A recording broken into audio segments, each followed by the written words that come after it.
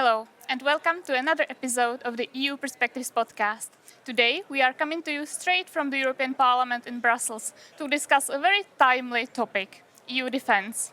Here in the studio with us to discuss this important issue is Ms. Markéta Gregorová from the Greens parliamentary group. Welcome. Thank you for the invitation. We also have Ms. Rasa Juknevičienė from parliamentary group. Welcome. Hello. Another of our guests is Mr. Petras Auštrevičius from Renew parliamentary group. Welcome. Thank you. And we also have Mr. Martin Fedor, who is an ex-Minister of Defense of Slovakia and is now chairman of the board at the Institute for Central Europe. Welcome. Thank you so much. As Europe faces growing security challenges from the ongoing war in Ukraine, but also the shifting geopolitical alliances, the question of how EU should approach its defense is becoming more and more pressing. There are increasing calls for military spending, for more greater industry capacity and closer cooperation among member states, it seems, from every direction. So, Ms. Gregorová, it might seem that Europe has now woken up. How did that happen now when there has been a war outside our borders for the last 3 years, and yet it seems like it's only just now that we are finally taking real action? Well, the answer will be clear. It will start with the initials DT, but I will speak about him in a second. Because I think it's fair to also admit that the EU did not wake up just yet because of Donald Trump. We did wake up in 2022 already. I am a huge critic of how the EU behaved before 2022, because I do think that our complacency in Georgia, in Armenia, and in Ukraine 2014 actually caused Putin to think that we will not do anything again.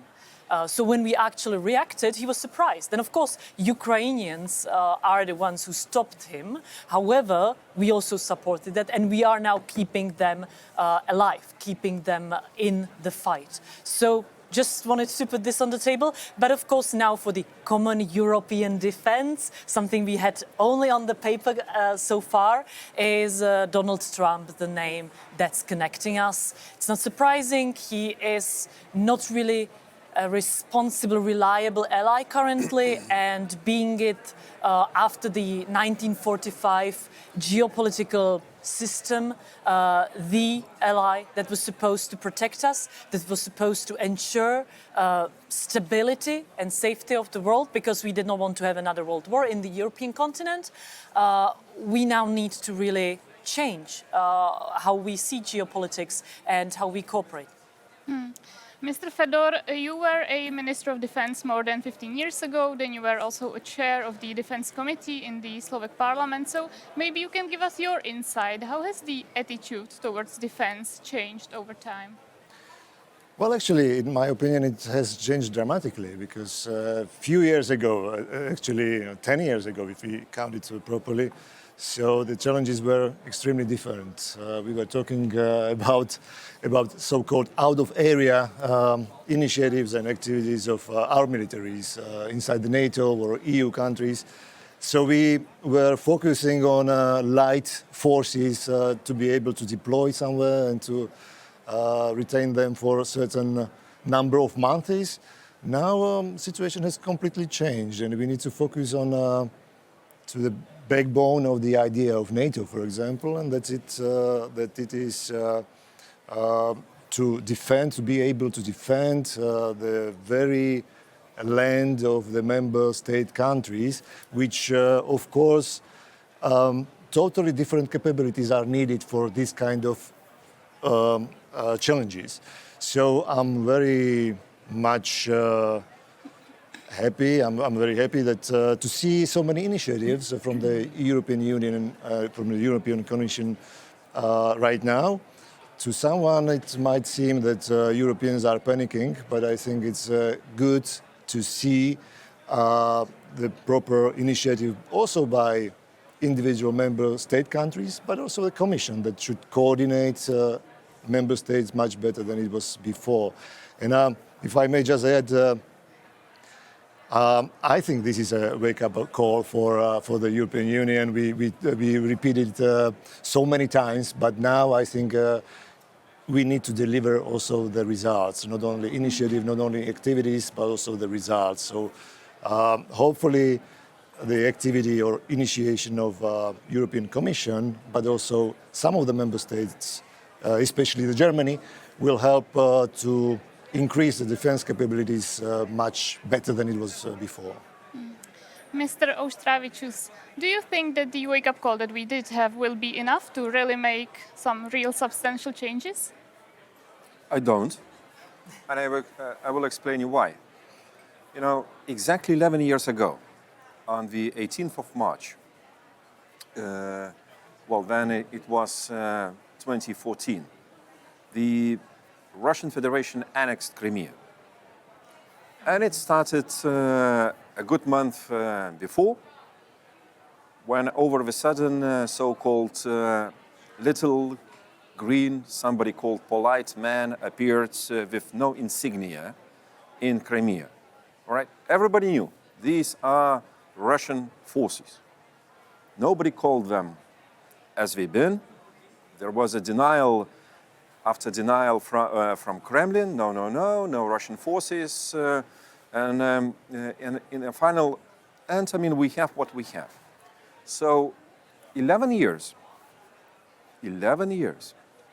So what can be better to use that time period for draw right conclusions and to prepare and to adopt right decisions? Are we? So after 11 years, we're still awaiting for what? A white book, a white like this. I hope, I mean, will be some clear lines indicated in that white book, but that book is still white, is not translated into the decisions of the European Union, and we know how long it takes. So that's why all those ambitious promisings from the European Commission on 800 billion in addition, you know, I take it as a promise. I don't see it as a decision made. I don't see, you know, across the board from member states a commitment to come up with the, you know, increased defense spending. If I hear from the Prime Minister of Spain that even the climate change adjustment measures might be equalized to defense spending, hola. So then, you know, I mean, it's another page. I mean, again, we are not on the same page explaining what should be done. So that's why I see some awakening signs. I see some countries and especially some regions moving where they have to. Absolutely a frank political language, especially with the populations in the European Union, but not at all a unified, timely, and rational and adequate response from the European Union. Ms. Juknevičienė, we've now heard some doubts. We will see, as of the day of filming, we will see tomorrow the White Book of Defense. Are you hopeful that really it will be enough? First of all, I would like to respond a little bit on the previous questions. And myself, I am trying to be very clear what we are talking about. And here, when we are saying that European Union was sleeping and suddenly woke up, yes, there are some, we can see so, but first of all, European Union was built as a peace project and not military bloc. Never. It is not in the treaties. Just few sentences about possible defense union, but in different words. So security and defense was based in European continent on NATO. And blaming Europe, we have to blame, first of all, member states of EU and together member states of NATO, first of all.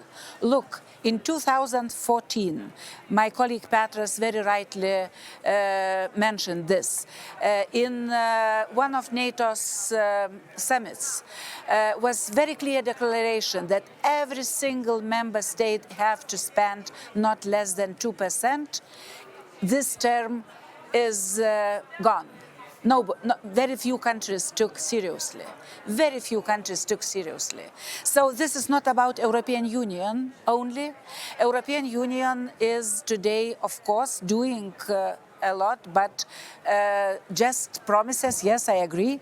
But I think, as it happened with other crises before, European Union is built one crisis from another crisis. In the very beginning, it was only like economical union. Now we came to the point when we had started to talk very seriously about defense union. So yes, some countries never slept. Sorry to say.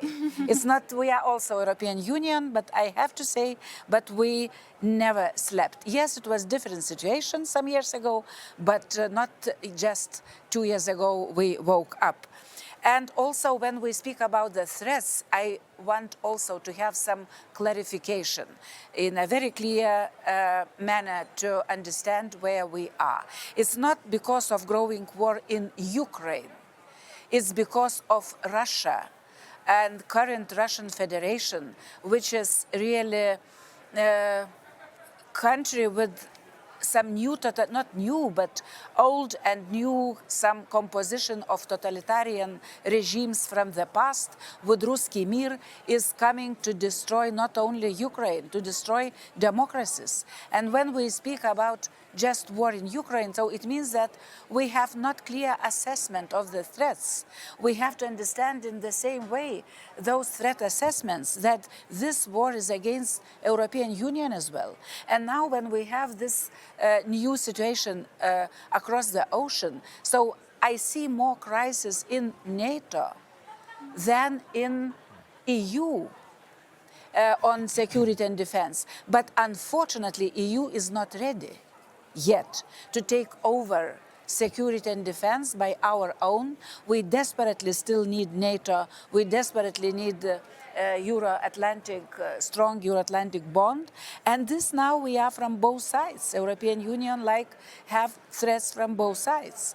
One from Russian Federation like very direct military threat, but from the other side of ocean, we have not the same trust as it was before on possibility if we will be defended in the same way as we expected some years ago. So this situation, answering directly to your question about the future, is no other way, just to strengthen our EU defense angle, how to say. This is now becoming as priority. So this is why here we are, and we have to do a lot, but time is ticking, unfortunately. And you are right, this war in Ukraine is existential against Ukraine, I would say. This war is existential for our future because it's piece of our defense strategy. If we will lose in Ukraine, that will be one scenario for ourselves. If we will be able to help Ukraine to win this war, or at least to survive as member on European map, then we Europeans, we will have another scenario for our own defense to be more protected from Russian aggressive Ruski Mir or Russian ideology. What does it mean? It means destroying everything around or to enslave. That is not Russia. Ms. Gregorová, what should be our goal right now? Is it too ambitious to strive for some sort of full autonomy? Well, I quite agree with Petras on saying that we should be ambitious a lot, but we are also not expecting a lot. So my ideal ambition, of course, yes, to have a European leg of NATO that is fully autonomous, that is not dependent on both our allies and, of course, our adversaries' technology. Let's have, instead of 5 eyes, Euro eyes, etc. But I also want to bring into this debate what's now possible. So I will talk about what we already hear about the Rearm Europe, what we already hear from various crooks of the Commission, which is, of course, the 150 billion loans. I think that's pretty reasonable, because a lot of people are asking, where will you take the money? If it is a loan, there you take the money. You borrow it, which is then not taking it from other parts of the budget, which a lot of people are concerned about, which would mean that they will probably veto it, block it or something. Then the 800 billion. That's an excellent number, because honestly, Russia really gave up a lot, because ramping up its war economy. They gave up access to Western markets. They gave up their civilian economy. They worsened their inflation. They wouldn't be doing this just for Ukraine. They are doing this because they are prepared for a long-term war, and not just in Ukraine. They are prepared to take over Ukraine and then move forward to Baltics, to Poland and other countries. So 800 billion, good start, but just a start. And I think that we need to realize that we are playing this long term. And if we, I will say a Chinese proverb actually, because I really like it in current situation. It's better to be a warrior in a garden than to be gardener in a war. So I think we need to start thinking like that. We don't want war, but in order to prevent it, we need to spend for it. Yeah. Mr. Auštrevičius, what do you think about the amounts that were mentioned here? We hear from some countries that they don't really want to commit to common loans. So is it even realistic? Well, I mean, we are the cynical ones here. no, I think politicians must really have always a chance to question and to ask and to be explained. Probably people must be explained a bit better. I mean, when you put 800 billion into one envelope, it looks rather thick. But when you try to, look a bit deeper, what is behind? 150 of community-based approach. 1/4 is community-based approach, okay? 150 billion, it's okay. I think it could be even more. By the way, Commission didn't, to my understanding, move enough in explaining how, for example, regional and cohesion funds might be used. I think we are at that border already now. I mean, do we need one more year to come or to ask the Commission to explain how those funds might be used by member states? No, I don't think we have such a privilege. 150 should be given really new instruments, how they might be used in the best way, because it's not much. 150, it's it's a budget of France and Germany. I mean, maybe combined. For 4 years, 40 billion a year, not a spectacular money, but new instruments for 150. For example, I don't like the relaxed position of the European Commission concerning what role the European Commission might play in, for example, planning defense spendings of member states. And agree, it's under NATO, and NATO, it's having own, let's say, kind of methodology and procedures. But if we give such money, we should not just finance running costs. We have to look what cost might arise in 3-4 years jointly. I mean, is it really a kind of a simple business? I mean, you come with your check, I mean, it's paid, next. Next, it will not bring a cohesion. It will not bring so needed standardization. It will not bring a common action in the European Union. Okay? So that's 450. Now 650 left based on a goodwill of member states. Goodwill of member states. And we already hear a lot of, kind of a concert, a political concert. I mean, how to interpret and so on and so forth. 9 member states of the European Union invest less than 2%. 2% from proposed 1.5, double increase. Following European policies already for some time, and especially member states who spend now 1.5, 1.6%, double increase, I don't think it's coming as an easy exercise. For Belgium to increase, to doubling, increase defense spending, I don't know what must happen in Belgium to see Belgium spending, 25% every year, more and more and more and more and more and more. That's a way forward. So I don't think, they will spend 1.5% between of us. So that's why I don't think 650 is a realistic figure. Maybe 400, 500 at the best. But, it's, again, I see a lot of goodwill. I see a lot of good analysis behind. But I don't see enough of determined response from the member states. And if those countries in concern, and our countries, by the way, here represented, we are that kind of the buffer zone, all right? Let's call it, in a way.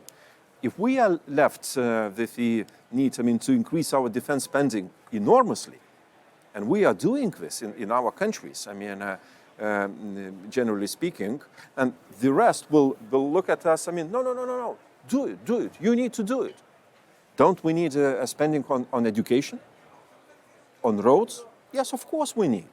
But will be a kind of understanding and probably a support to our countries to spend accordingly, because we're really facing a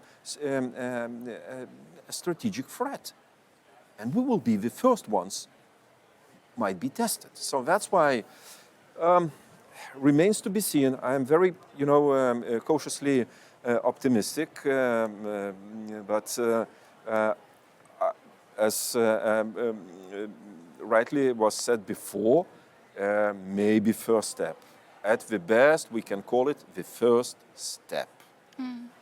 Ms. Juknevičienė, coming from a country that is very close to the Russian border, your country already has pretty high defense spending, but then there is, for example, Spain that spends less than 1.5% of GDP on defense this year. We've heard Mr. Pedro Sanchez saying that cybersecurity and efforts to fight climate change should be categorized as defense spending as well. So is there enough solidarity, and do you also think that the number is realistic? In words, we have the solidarity, but when we are looking into the budget spendings for defense, it's no solidarity at all. And I will be frank and open. I mentioned already before that we need common threat assessment first of all. If countries like Spain or Portugal or others will feel that it's not their threat, it's not the threat for themselves, because, oh no, we are so sympathetic to those Baltics or those Polish or Romanians or others, they live somewhere close to that border, but we will survive somehow because we have other priorities. Our people need bigger pensions, higher pensions and something like that, but it's their business. Of course we support you, we will send you some money or something like that, but maybe somewhere very deep in their thinking exists, I feel this, sorry, I never ever said this before and I will say this now, that maybe some people there in those countries think that without Baltics, if they will be attacked or they will be seated in Oval Office like Zelensky was seated, asking, and somebody will ask them, 3 Baltic presidents, please, you know, World War III are coming because of you, can happen because of you. Why you were not so enough polite or enough, how to say, ready to communicate with Putin or other presidents. So what will happen with the European Union then? Those countries also will say that, look, okay, maybe we will survive. We lived without Baltics or others more than 50 years here in this region, so we will survive without themselves, without those. Just not to have World War III, just not spend more for defense, because we want to keep our pensions higher than that is. So, sorry, I may be too open. I am not polite enough. But we have to try to understand that it will be not the same life. It will be not the same European Union. Even if 3 tiny countries like Baltics will disappear from the map, or parts of Poland will disappear from the map, or parts of Finland again will be occupied, or Black Sea will become controlled by Russian Federation only. Will it be the same strong European Union with the same good life in Spain or Greece or other? Okay, Greece is not the best example because they are spending a lot for defense. So this is really the core question. Do we understand in the same way threats, like threats for Baltics, threats for European Union as such? So this is the question about solidarity, to understand first of all. And when, you know, I am not so optimistic after the negotiations when I was representing EPP, while we last week in Strasbourg negotiated this or voted this resolution on white paper. Why? Because socialists, especially from Spain, they are in ruling party today. They deleted even mentioning 3%, some percentage to agree among political groups, at least, the European Parliament, to spend in nearest future. That was not accepted. Despite that resolution is quite good, except that moment when I understood that some people are not serious about the threat is coming from Russian Federation, including situation across Atlantic, which even deteriorating situation for us Europeans here. Mr. Fedor, how many percentage of GDP do you think that the member states should put towards defense?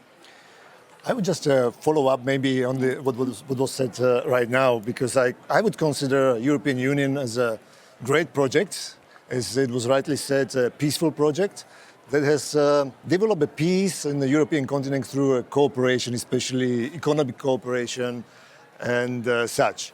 But back to the roots, there was always idea to develop a defense union inside the European Union. So once we develop a peaceful area of peace and prosperity inside in the EU, but now we need to develop defense capabilities just to be able to face the threat that is well known right now. But I totally agree, the threat assessment is number one, and agreement on a threat assessment is a number one task for the whole European Union. And there are a lot of analysis how we, as total European Union member states, can cope with those external threats from Russia effectively, and how much it would cost. And those assessment goes to like 250 billion annually to increase the defense spending all across Europe.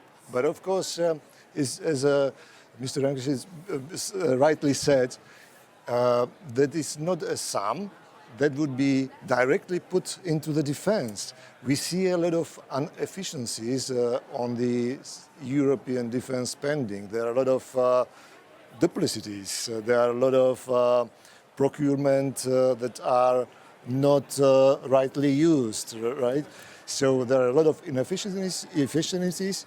Well, it was European Commission that it was in 2018, I think, they produced a report that over almost 30 billions of euros might be spared once the pooling the defense procurement in the European Union, which would be a considerable amount of money to put directly into the defense. So if we want to develop right capabilities to see a defense union that would be capable to deal with the external threat now representing with Russia, considering the Russia expenditures annually, so for the European Union it is estimated to go up to 250 billions of euros each year, right, combined. But it's not something that we would consider as effectively spent money, because it is an amount of money that each country is trying to spend it on its own, and that's why it's not always an efficient way how to express your defense expenditures. That being said, defense is still an area of policies where there is unanimity in the Council. We have countries such as Hungary, which maybe are not so aligned with the current ideas of the Commission. So what is realistic in that sense? I don't know what is realistic. It might be the politicians, now active politicians, might answer, but we as citizens, we would ask those politicians to get the results, not only the initiatives and activities, because we have seen a lot of them during the course of years. So we now can and want to see the results. We want to see the European Union that would be strengthened and united. And I'm happy to see the European Commission to try to coordinate those member states, because it's one of their roles. They might show the activity, they might show the coordination plans, but there must be some leaders inside the European Union and member states. Hopefully it will be Germany. So from the new government we see really positive signs. They go actively into this area. We see the practical steps that has been announced. We will see how it will develop, but this is something that I would consider that in the near future we could see also the concrete steps forward. Can I add something on that? Because, I would like to add one more important moment. Of today's situation, defense and security is not only about European Union, it's broader, about European continent. So that's why I am welcoming very much British signs from Great Britain. They are back not in the European Union, and as they promised when they left after Brexit, the message was very clear. We are leaving European Union, but we are not leaving European continent, Europe. So now we need desperately Great Britain on board. We need desperately also smaller, of course, country, but Norway with their capabilities, and also with Nordic flank, importance of Nordic flank. Even Turkey and other countries, they are willing to have this coalition. So that's why I support Manfred Weber's proposal even to have some special council on defense broader than only European Union. And maybe if we are fighting Orban, every single European Council is about Orban. But we have 25 or maybe 26 with Slovakia, hopefully. So we have 26, is more than one. So that's why we have to go forward, not only complaining that Orban is not allowing or is something we cannot do. So my hope is that maybe Great Britain will be more, and of course Germany, France, those bigger countries, they will understand this process importance, and we will have more pan-European defense shield or defense strategy to defend ourselves. European Union, of course, with our capabilities and possibilities, we still have. Just very important to believe in ourselves. So that's why I support very much what Donald Tusk mentioned, that we are greater, we are bigger, we are more capable, we have much stronger economy. We have more people here than Russia has, together with Great Britain even more. So why not to do? So political will is very important, and of course to unite efforts we have in European continent. And don't forget Ukraine. Ukraine is also, their capabilities are very important. So European Union have to act with Ukraine like one piece now, not only when they will join EU.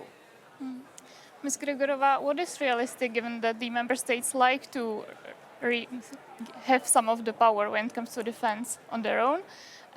We've heard ideas of the coalitions of the willing, so is that the right way forward? I'm sorry.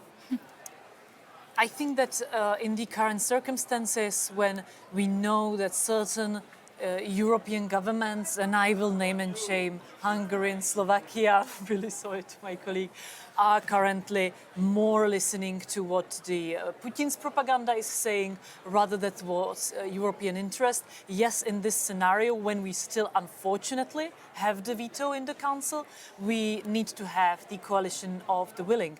But it's actually not weak.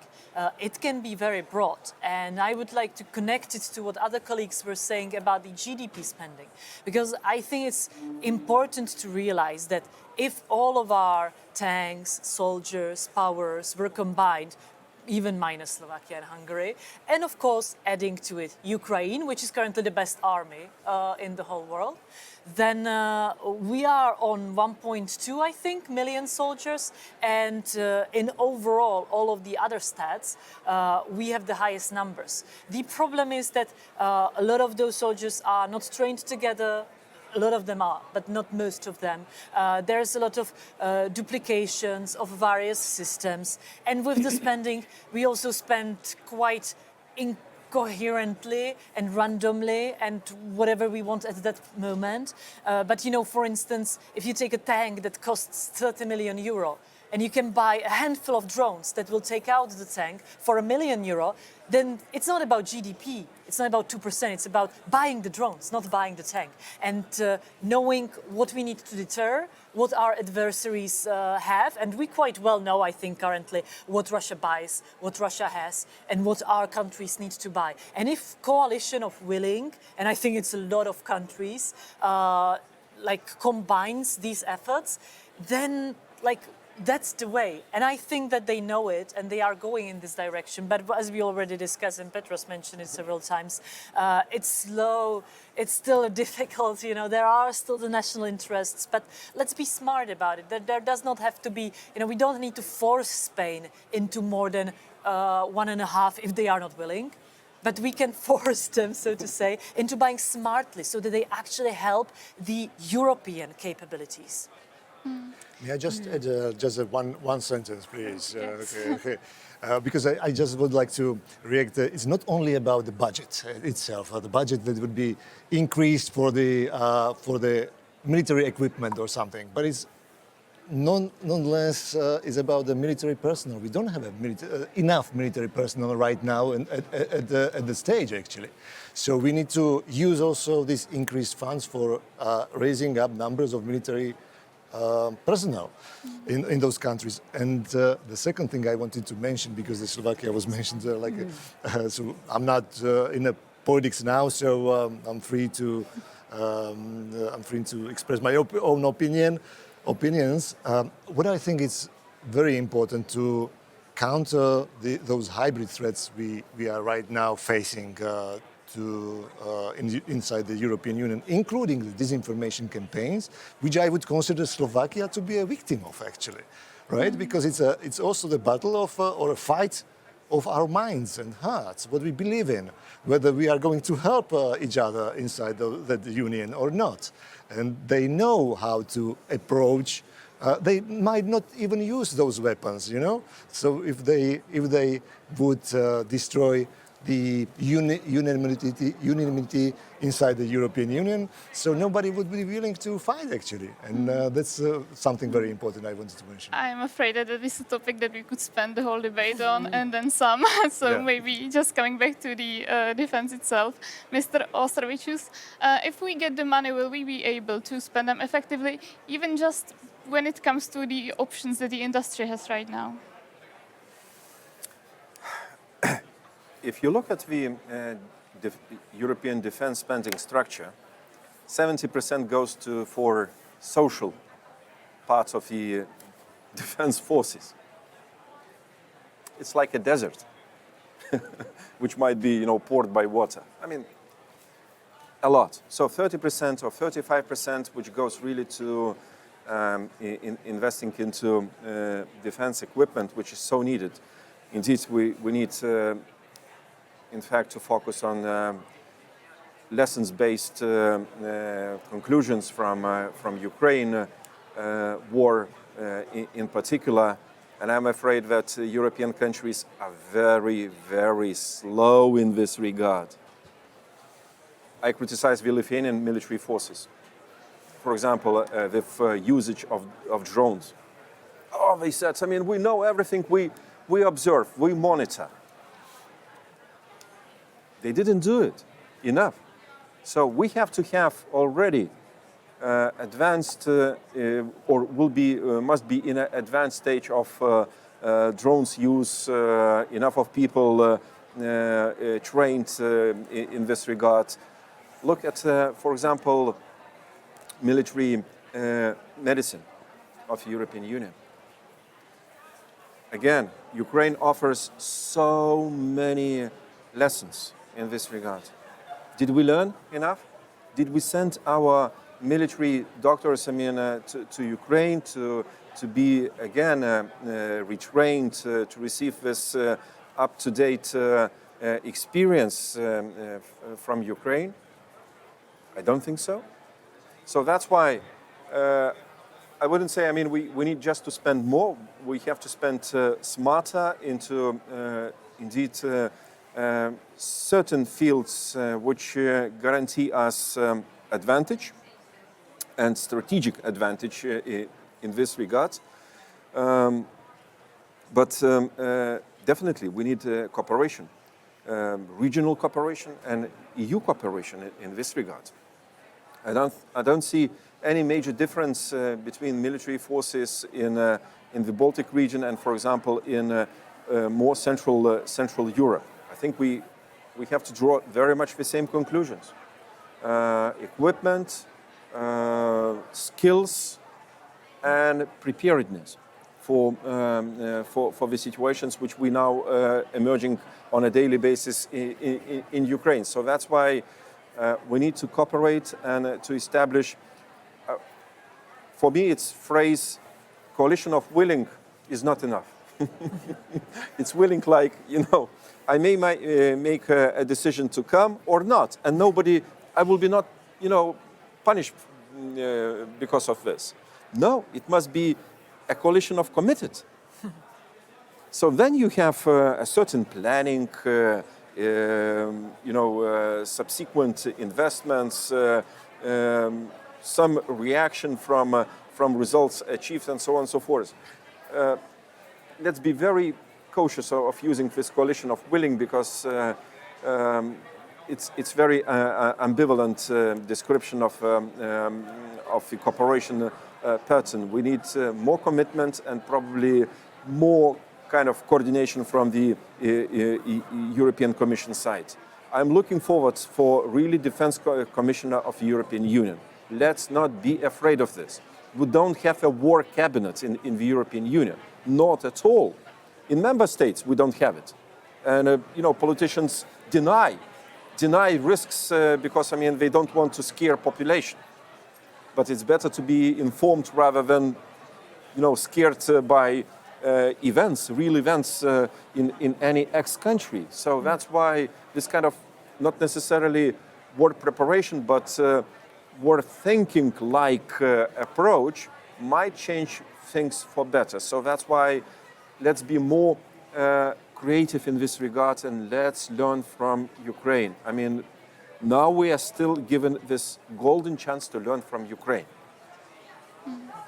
Ms. Juknevičienė, when it comes to industry capacities, should we really buy European? Is it an option?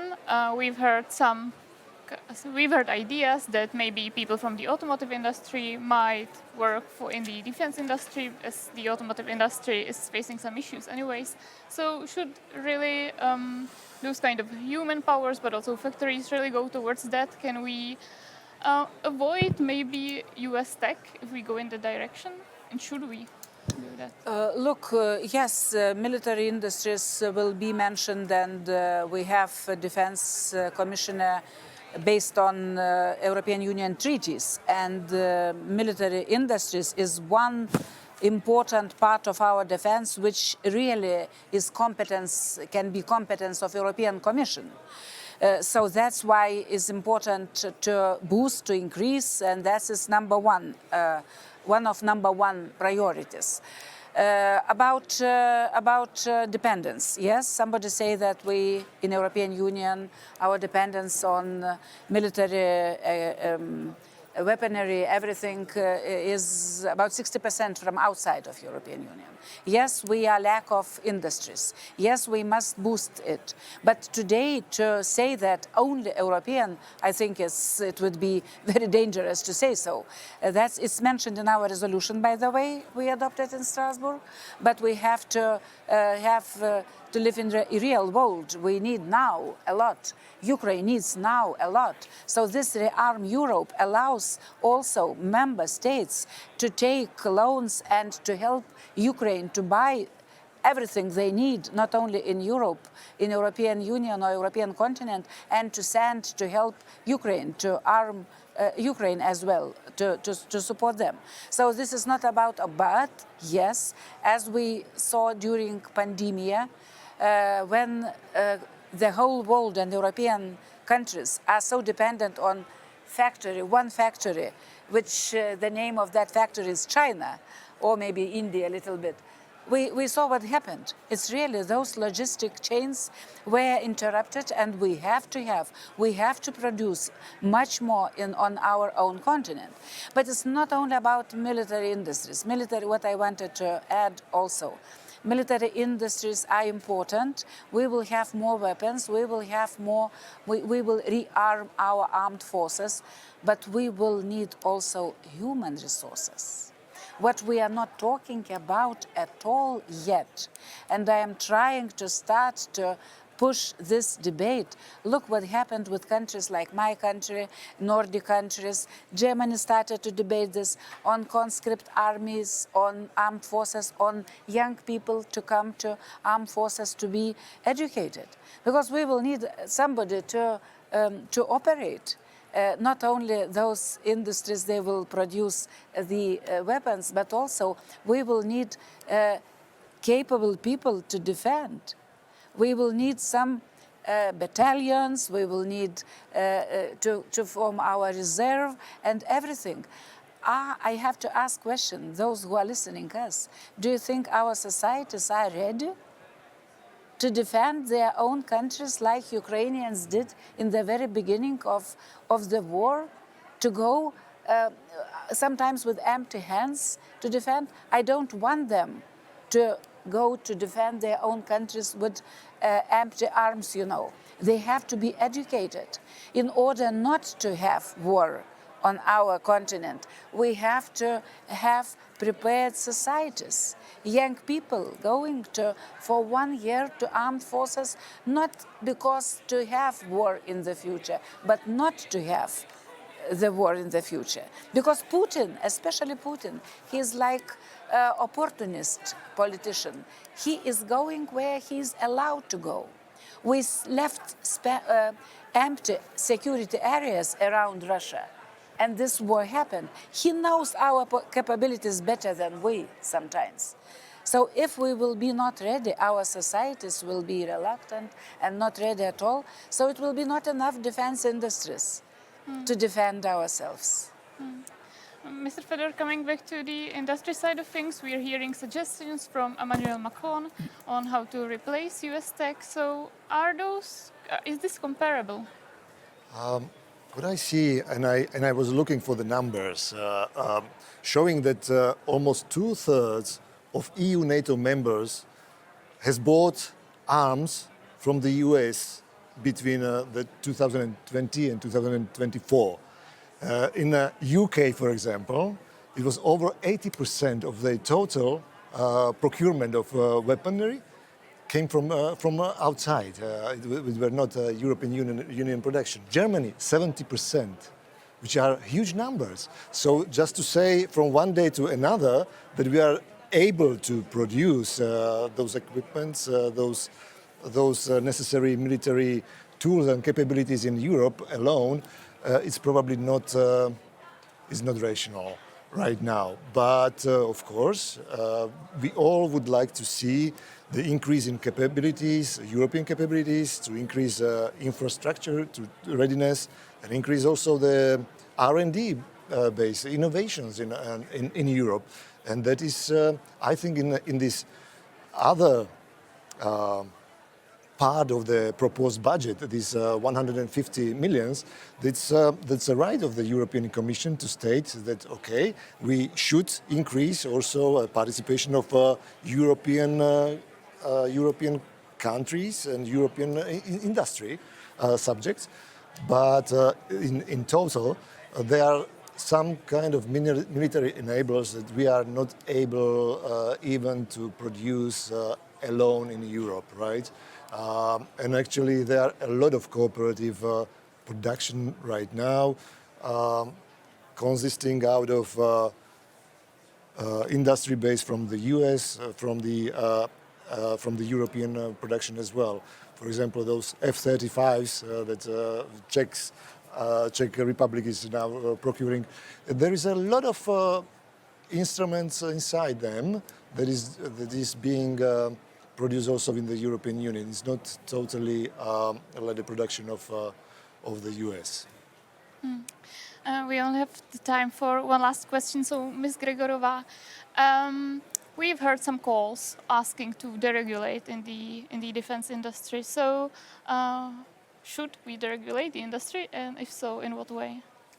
Well, deregulation overall in the EU is something that's quite important, honestly.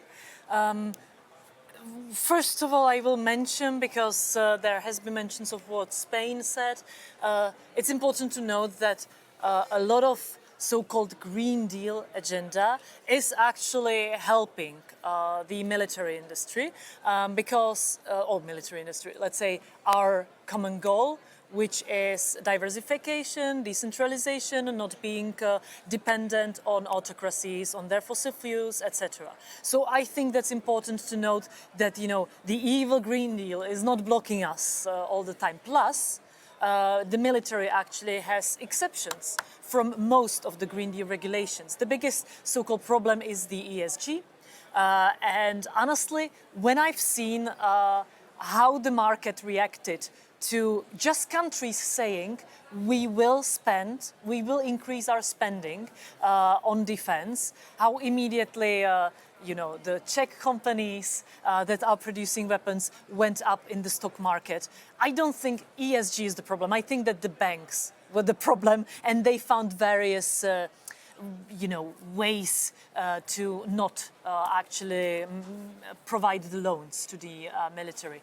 So I think it's about the state's approach, but I'm just combining it because that's the hottest topic currently. But overall, yes, if we can find any sort of deregulation so that the armies don't have to fill in any paperwork, let's do it. But also we are, all of us, I think, talking about a huge piece of harmonization. Not yet common European army, but common procurements, etc. Unfortunately, there will be need to be a new kind of paperwork for that. That's a huge and ambitious project. But this paperwork cost, I think it's worth it. But when we say deregulation, let's be again smart about it and not cut the red tape where we actually need the harmonization. So we will see how that all turns out. Thank you all so much for coming. It was a very interesting debate, and see you next time.